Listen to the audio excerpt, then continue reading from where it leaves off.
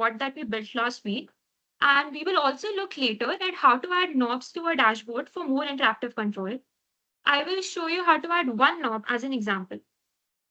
But wait a minute. Some of you might be wondering that if PID already balances our board so well as we saw last week, why are we even bothering with LQR?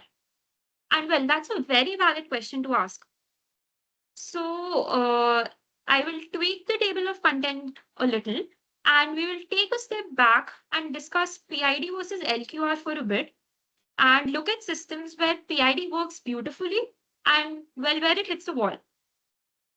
So let's start simple with single input, single output systems. I think the name is pretty self-explanatory. So a classic example would be a furnace where you give it one control input like power and get back one measured output like temperature. So you're increasing the power and the furnace heats up. There's direct proportionality, and there is no complex coupling or multiple feedbacks involved in the system. And this is exactly where PID shines. But often things aren't this simple, and there's multiple input, multiple output systems exist in the world. Here, each input can affect multiple outputs and vice versa. I think a great example for such systems are robotic arms, where you send torque to each joint, and since there are multiple joints that comprises the multiple input part of the system, and you are sending those inputs to control both position and orientation of your end effector or the gripper of the arm.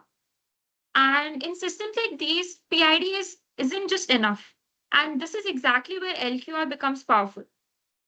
So when do we stick with PID? Well, we use PID in simpler systems with simpler dynamics. And in systems where PID is used, we do not need to have accurate modeling of the system. What I mean by accurate system modeling is we do not need to have a detailed mathematical model of the system ready. One con of using PID is that the system is less adaptable to dynamic changes in the surroundings. All right, so examples in the real world include controlling temperature in furnaces, water levels in tanks, and speed control in motors, which is driving conveyor belts, for example. LQR, on the other hand, is suitable for complex multivariable systems, which are supposed to be very adaptable to rapidly changing dynamics in the surroundings. However, one con of using LQR is that you need to accurately have a mathematical model of your system ready. Real world examples for systems that use LQR are drones, chemical plants. Chemical plants is an interesting example, well, because you can think of it as like there are multiple inputs, multiple parameters in the plant that you are controlling in order to, let's say, change or vary the concentrations of multiple chemicals. So that is why LQR is suitable here. And the final example is industrial robotic arms, as I explained earlier. Well, okay, so after all of this, why does LQR have an edge over PID?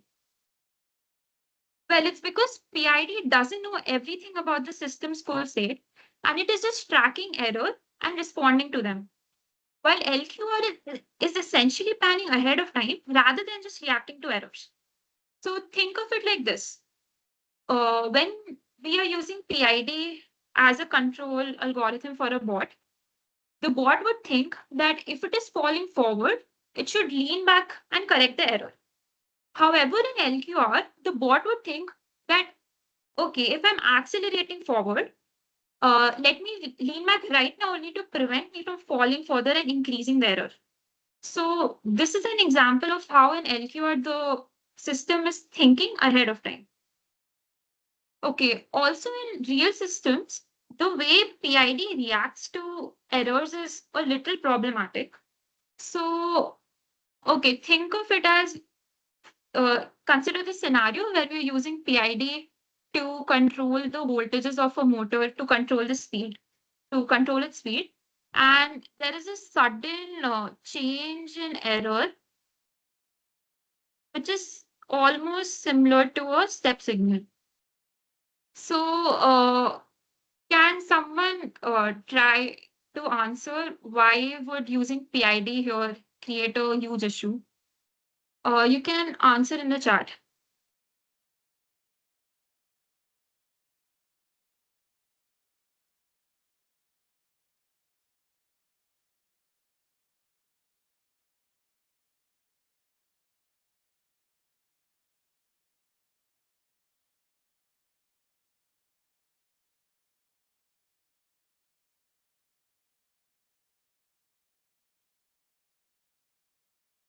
Okay, think of in terms of the derivative of the error and how the derivative of the error would affect the input effort that we're applying in the system.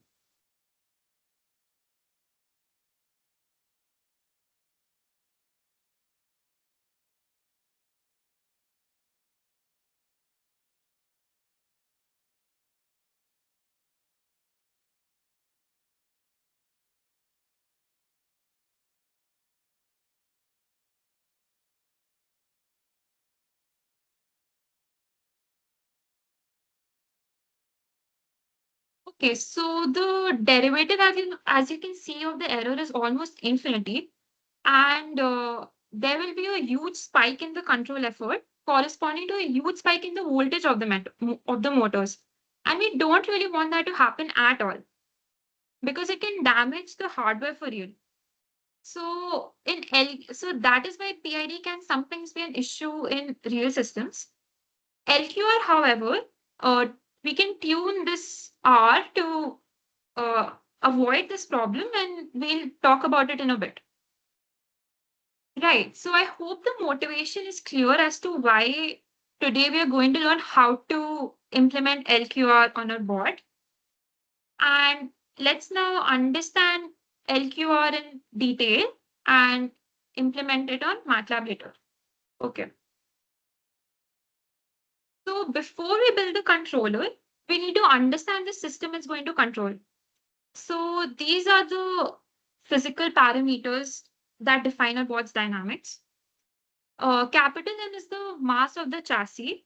Chassis is the upper body of the board. And if my chassis is too heavy, we would need more torque to balance it. Small m is the mass of the cart, that's the base. The two wheels and the shaft comprise of the base. And a heavier base will be stable, but it will be tougher to move. Capital I is the moment of inertia, that is how much the body resists rotational acceleration. Okay, so notice that the board stands upright along the x-axis, which means when it would tilt in a manner like that, in a manner like this, and my y-axis becomes the uh, axis around which we would consider the moment of inertia. So please make a note of this while calculating moment of inertia for your board. Uh, L is the distance of the center of the mass of the board from the pivot. Pivot in our system is the base of the board, and G is the acceleration due to gravity, and B is the frictional constant. Okay, so now here's something important. Each one of you will need to calculate these parameters based on your board's geometry. That means you will inspect all solid bodies involved and sum up their contributions to compute these values. Okay, so we'll now look at the space state representation of a board. And all of you have seen this equation multiple times. Even Dhruv discussed the space representation for our board in specific last week. But today I'll be breaking down these matrices further and we'll try to understand where they're coming from. Okay. So our state vector x contains four values, that is position, velocity, tilt angle, and angular velocity. And these four variables are the ones you want to keep a track of and control in your system. So we are essentially modeling how these four variables are changing over time. Okay, so this was discussed last week as well. Can someone try to can someone answer what are the stable states that we are using in a model for a bot.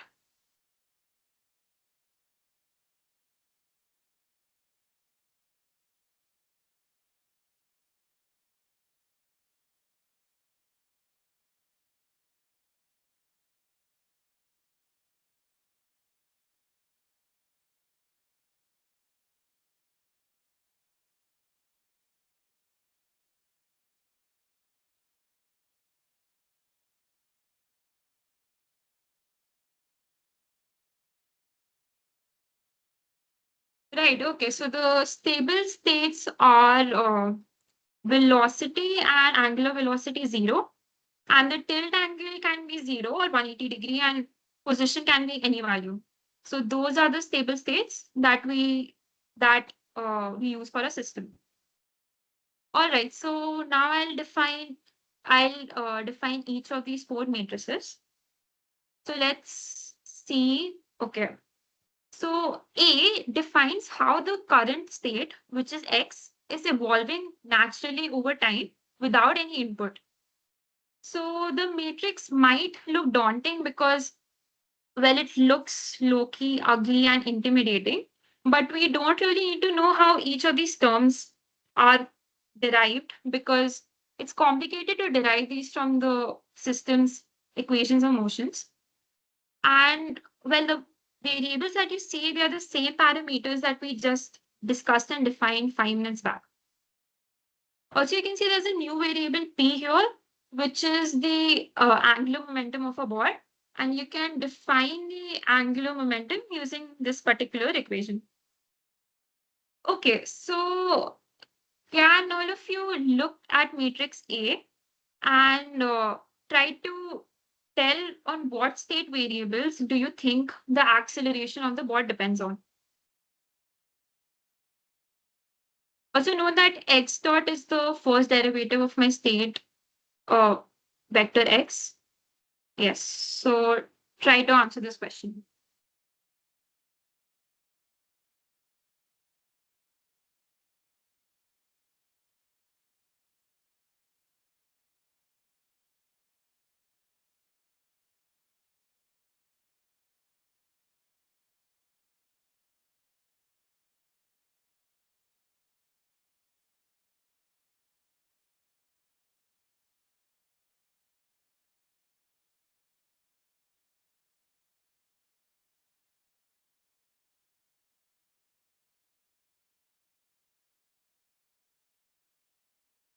Okay, maybe think in terms of how acceleration will be the second element in my x dot vector, because well, the first derivative of velocity will be acceleration, and how you're multiplying each row with the vector x to get my x dot vector.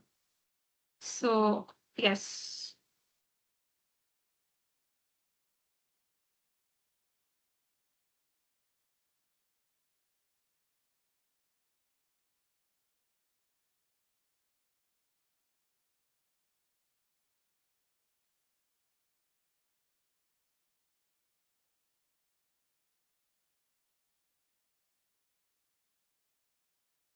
Okay, so as you can see, the second and third element of my row are non-zero. So when you multiply this second row with the state vector x, you'll compute acceleration for the system. And since my second and third variable are non-zero, it means velocity and angle are contributing to the acceleration of the system. All right, let's move forward. Okay, so my matrix B tells us how the input, which is U, is directly affecting our system. So it essentially answers the question that if you're pushing a bot forward, how will it respond to it? Matrix B is critical in designing how the controller is actually working. All right. Next is C. So C helps us pick and decide what variables from a state vector x do we want to measure. So, all right, in this particular matrix that you see on your screen, Can all of you try to think of what variables are we measuring here? What variables from this state vector are we trying to measure here?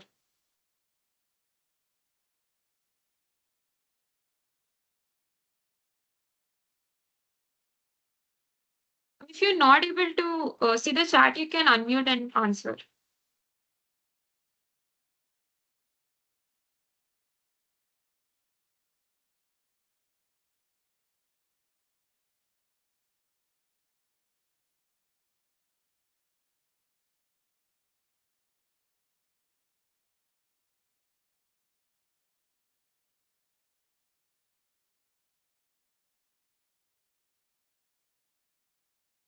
Okay, so as you can see that the first and third variables are non-zero, and when you multiply this matrix with x, you'll get a non-zero contribution of position and angle. So if I define my matrix like this, I'm implying that I want to measure position and angle from the state vector, and I don't really care about the angular velocity and velocity of the system. Right. Lastly, the matrix D defines how directly the input, which is U, is affecting the output Y. In most mechanical systems like ours, this is usually zero. And this is because applying a force doesn't cause an immediate change in position or angle. Instead, it causes acceleration to the system, which builds into velocity and eventually changes the output. Okay, so it's a natural question to think, can D ever be non-zero? And well, in mechanical systems, D is almost every time zero. But in an electrical system, like a voltage divider circuit, D can be non-zero. And okay, so the case I have considered here is a normal voltage divider circuit where UT is the total voltage applied across the circuit, whereas YT is the voltage measured across one of the resistors. And we know that the voltage measured across the resistor will directly vary with the input voltage, and thus D in such cases is non-zero. Okay, now that we have all the matrices defined, we design the control law as U equal to minus Kx. Now notice that we are taking all the parameters of the state vector into consideration. That is, the entire X is being considered, right? We're not picking variables. We're not picking two or three variables from the state vector and putting it into the control law. And since we're taking the entire state vector, it's known as full state feedback. So do you think that there is a need to define C and D given that we're taking the entire state vector into consideration?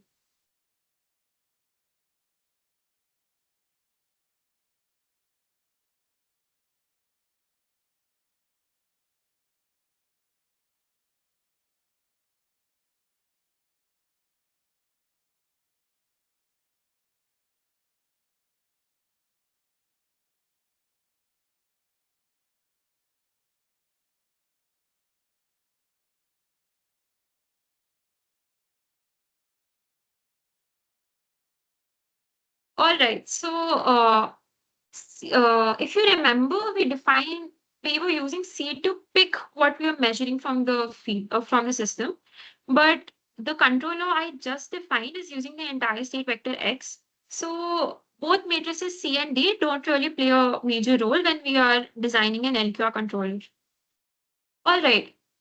Another thing that you might have noticed is that the control law has a negative sign here and not a positive sign. So, can all of you, so can all of you try to think of why the negative sign here makes sense and why are we not using a positive sign?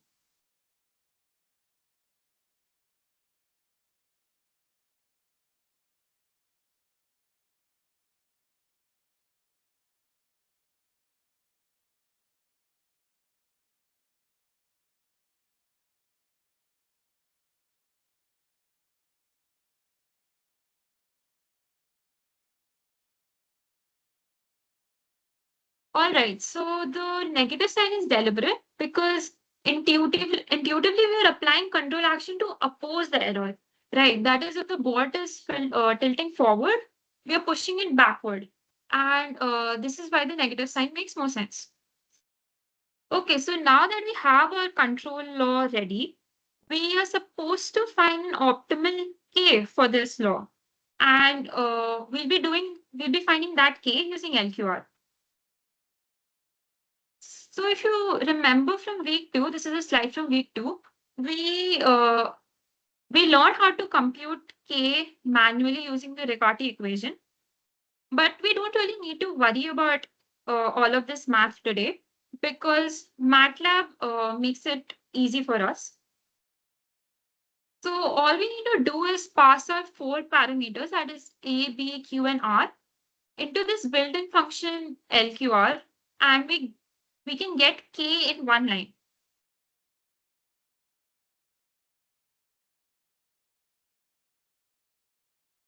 So I've not really talked about Q and R so far. So let's discuss Q and R for a bit. All right, so Q and R are more than just matrices because they reflect your priorities as a designer in the controller. So we know what Q and R are as parameters, but as revision, Q penalizes bad behavior in the state vector X, whereas R penalizes the input effort, that is U. And the values that you see on your screen are, by the way, the ones I'll be using for my controller today. But before moving ahead, I'll show you how different combinations of Q and R influence system behavior. All right, so for the basic configuration that I'll be using today, you can see that the bot is correcting itself smoothly. That is, the angle is setting quickly, and the position is also very nicely settling back to 0. And also the input force isn't too aggressive. This is what we call a well-balanced response, which is neither too conservative nor too aggressive. Now what if we decrease the value of R to 0.1? Here we're essentially telling the controller not to worry too much about applying input force and that it can go aggressive if required, because a low value of R means we're applying less penalty on the input force. So look what happens. The bot is reacting much faster and the settling time is less. So you can see both angle and position settle in about 5 seconds here, whereas in the previous case, they were settling in about 9 seconds. Right. Can all of you try to guess what else changed in the graph?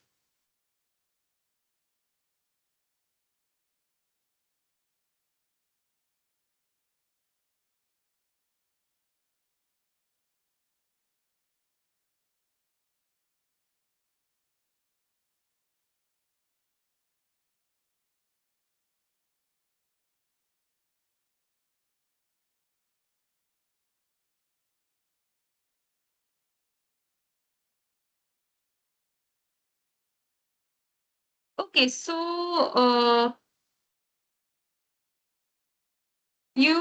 I hope all of you can notice the overshoot in these graphs here, which was not present in the previous case.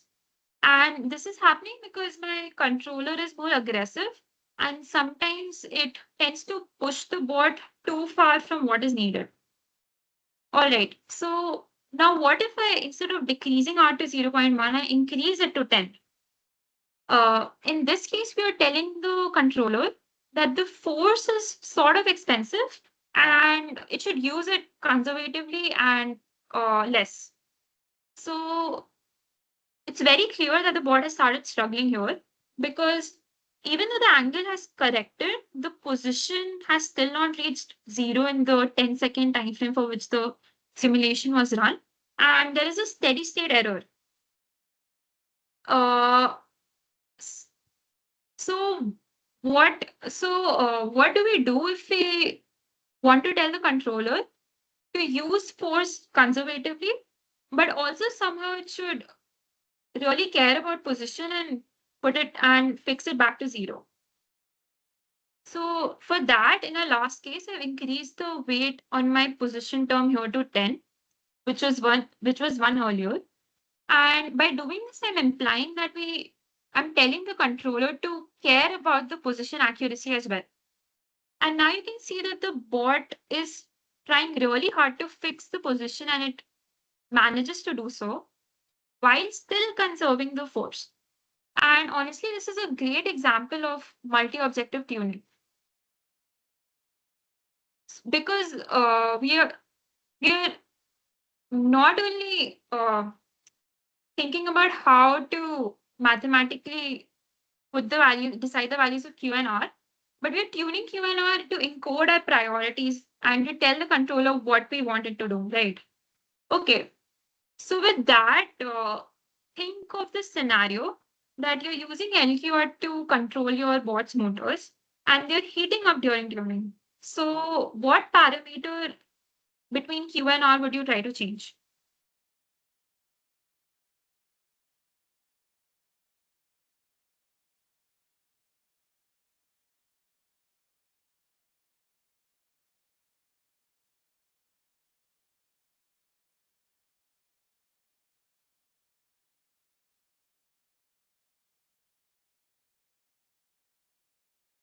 Okay, so surprisingly, there are two scenarios here.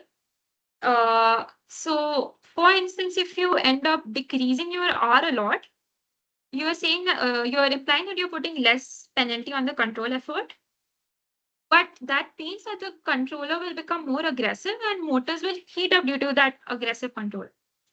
However, in the second scenario, if you end up increasing your R a lot, uh, you are telling the controller that uh, that input effort is expensive, you're applying more penalty on it. But as you saw in the third case, the settling time was really large. And this means that the motors will run for longer, right? So in this case also, your motors might end up heating. So what's the solution? Well, the solution is to test and find a balance between the two scenarios and choose an optimal R for your motor. All right. So with that, I hope everyone has a clear understanding of each and every matrix in the state space representation and all the parameters that we'll be dealing with today. And with that, let's switch gears and move to MATLAB. I'll plug in these matrices and show you how to simulate the bot's behavior. Okay.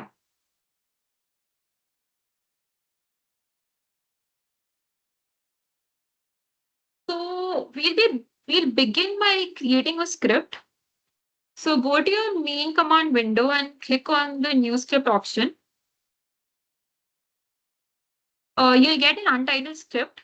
But for today, I've already prepared my .m script with all the systems parameters we just discussed. It looks fancy. It's not that fancy. It's just a list of constants that I've defined, which are directly mapping to your bot's physical specs. Okay, and in the end here, I've defined my feedback gain K using the LQR built-in function. All right, so you'll notice uh, that for some parameters, I have ended them with these semicolons, but for Q and K, I have not ended the definitions with semicolons. Why? Because, okay, well, if I go to my dashboard and run my parameters file, you'll see that Q and K are in the output of the are visible on the output screen, whereas the other parameters are not. So that is what the semicolon is for here. Okay. Another tip is to make sure to save your parameters file and simulation file in the same folder because MATLAB by default looks in the current directory and it makes everything much simpler. Okay, so right now you don't need to make this particular script because your bots have different dimensions and parameters than the one I'll be using, and it will take time to tweak that. So from this point along, you can follow with me. All right, so I'll be starting with last week's PID file, and I'll be modifying it to use LQR controller instead. I have already deleted the PID blocks which were not required. All right. So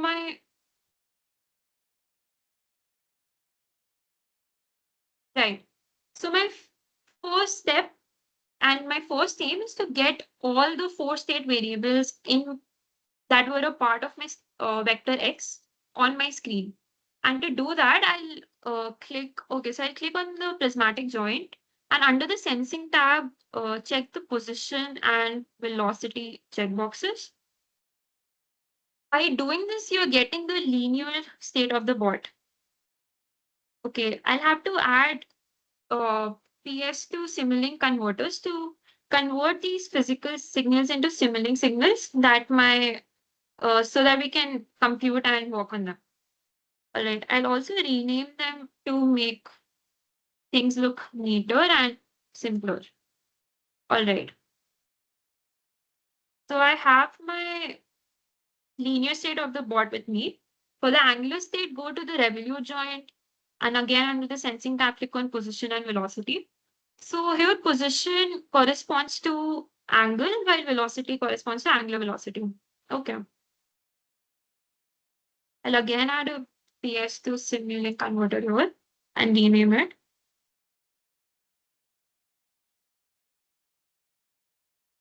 You can use Control R to rotate your blocks in Simulink, by the way. Okay, so if you've noticed, they've arranged them in a particular order, and it's the same order that they appear in the state vector X. And it's very important to preserve this order because, well, we're calculating all our matrices, assuming that the variables are in this order. All right. So now I need to bundle all these four values into a single vector X, and I'll be using a mux block for that.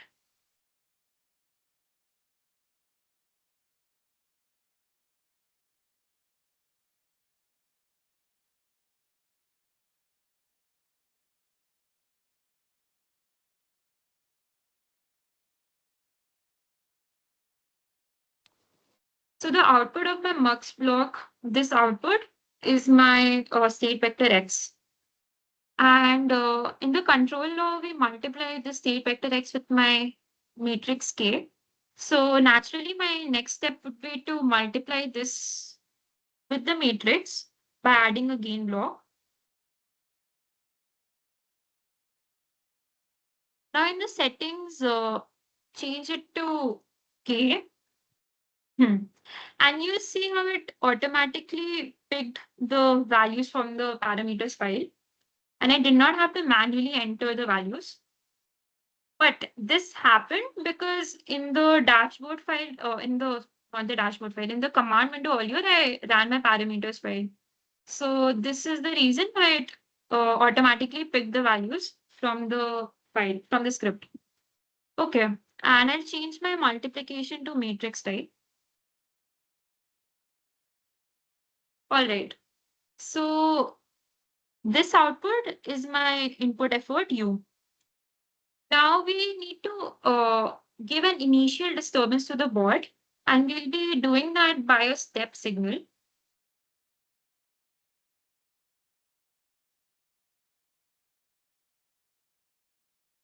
Right, so I'll be setting the step time to 0.01.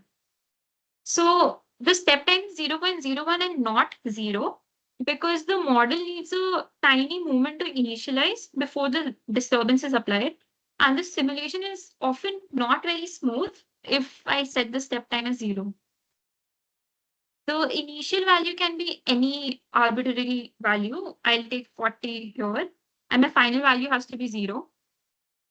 So this means that I'm applying a initial push, which becomes 0 the very first instant that the simulation is run. Okay. Now I'll have to add a gain block. Sorry.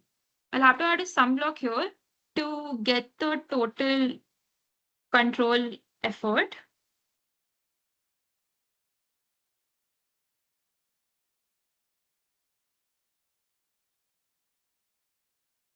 Right.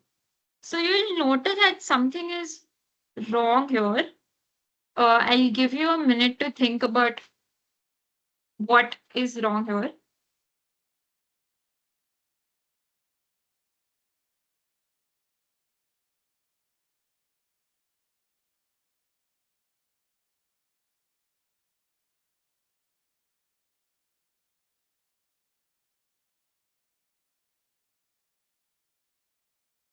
Hmm. Okay, so if you remember in the control law, it was u equal to minus kx, right? So it's very important to preserve that sign, to preserve the negative sign. So I'll change my sign here. Right, now it seems correct. And finally, I'll add a Simulink to PS converter to convert this signal back into a physical signal that the joint understands. Okay. And with that, we're done making our LQR controller. I will run the simulation and let's hope it works.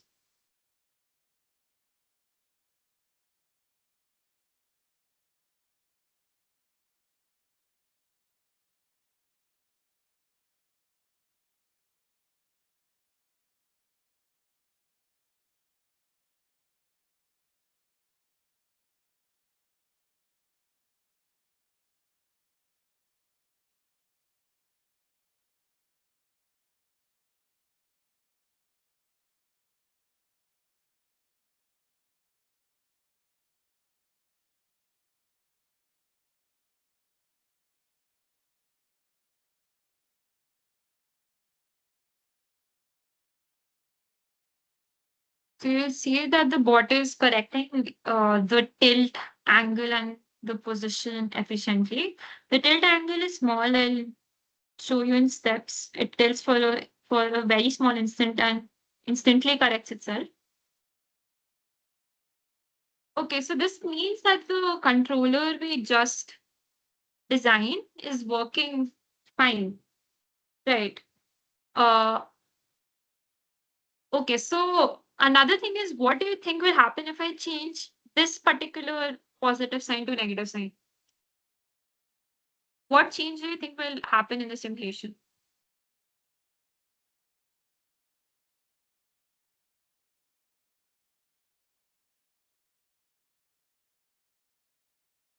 Okay, so let's see what happens.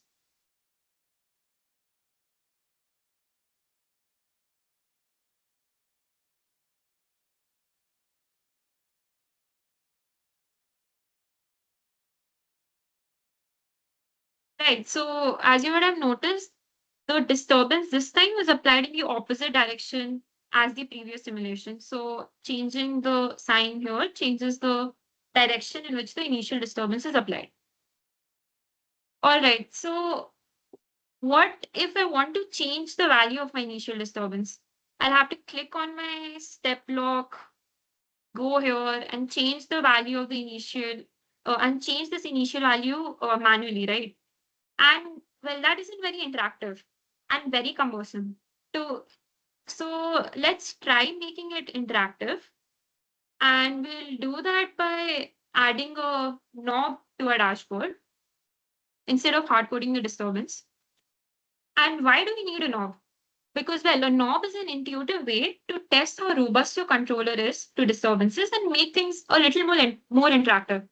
And also, a knob is a very popular UI tool used by a lot of people to enhance their dashboards in Simulink. Okay, so I'll switch back to MATLAB and show you how to add the knob. Okay, so it's really simple. Go to your library, search for your knob, search for the knob.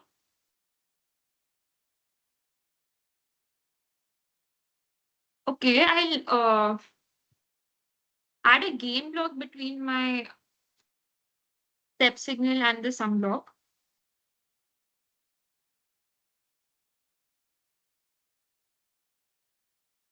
So the aim is to control the value of this gain block using my knob that I just added here.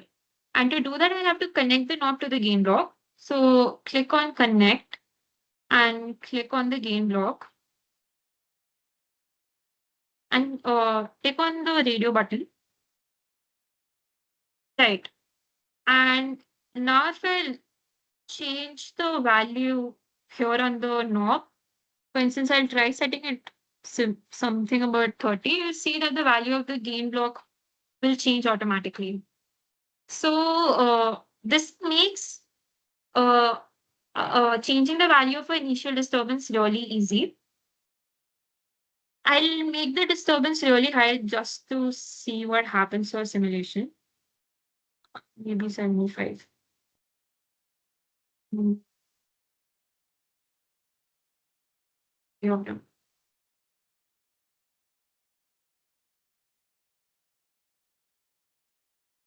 Okay.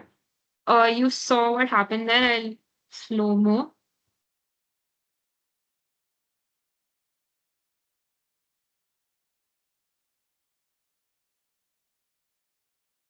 Right.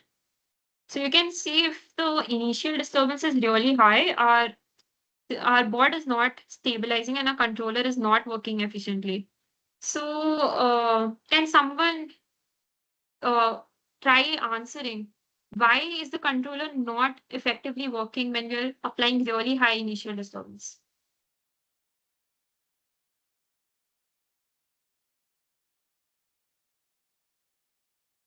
Hmm.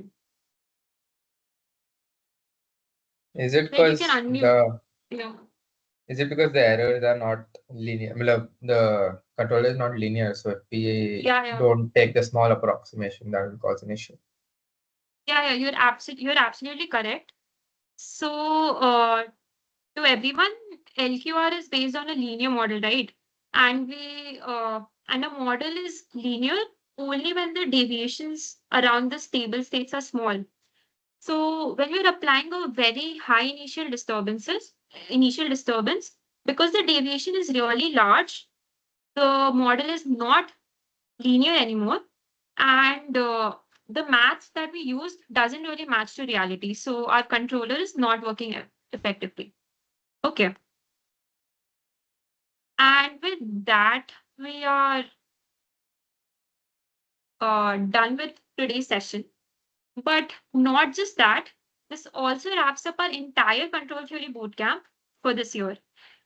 So if you think control theory ends here, that's not the case. Because if the bootcamp excited you even a little, here's how you can learn more. So these are some resources compiled by a club and suggested for you to explore this domain more. And I will add hyperlinks to all of these so that you can access the resources easily once you get the slides. Okay, so thank you everyone for showing up each week and being such a great audience. Please feel free to DM me with questions and doubts after the session. And also note that the slides, recording, and assignment for this week will be shared by end of the day. Okay. Thank you so much.